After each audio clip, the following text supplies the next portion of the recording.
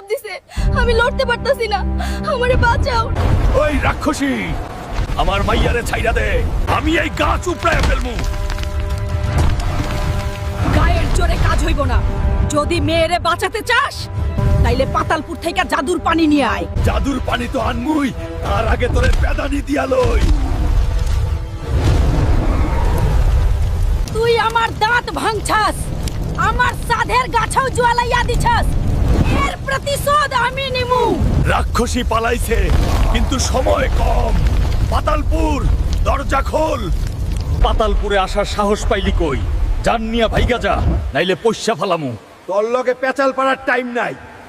নে ধর, এইবার বালু হ। কইছিলাম না প্রতিশোধ নিমু। এখন তোর লাইগা কেউ আর পরের পার্টের জন্য কমেন্টও করব না, লাইক আর সাবস্ক্রাইবও করব না।